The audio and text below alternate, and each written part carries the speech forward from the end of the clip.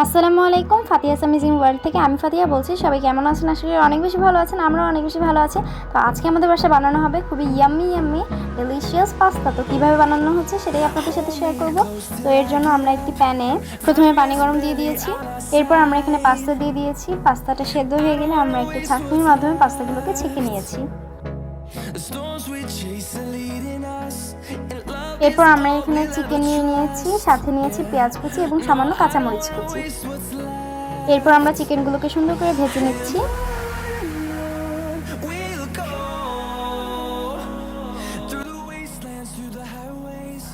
এরপর এখানে আমরা সামান্য সয়া সস, গোলমরিচের গুঁড়ো এবং একটু লবণ দিয়ে দিলাম।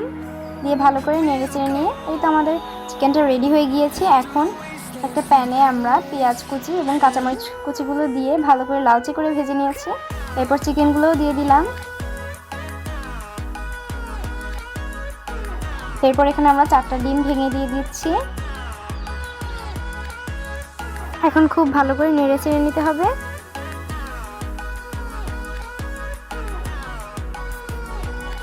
এরপরেই তো আমাদের বানানো হয়ে গিয়েছে। এখন আমরা এর ভিতরে পাস্তা দিয়ে দিলাম। পাস্তাটা দিয়ে এর উপর একটু সস দিয়ে ভালো করে নেড়ে চেড়ে নিতে হবে।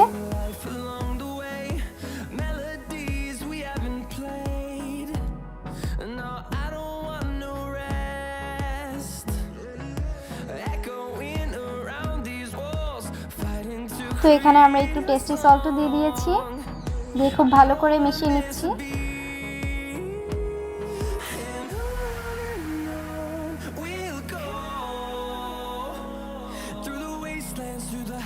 এরপর আমরা এখানে একটু ঢাকনা দিয়ে ঢেকে রাখছি। এরপর এই তো কিছুক্ষণ পরে আমাদের রেডি হয়ে গিয়েছে ইয়াম্মি ডেলিশিয়াস পাস্তা।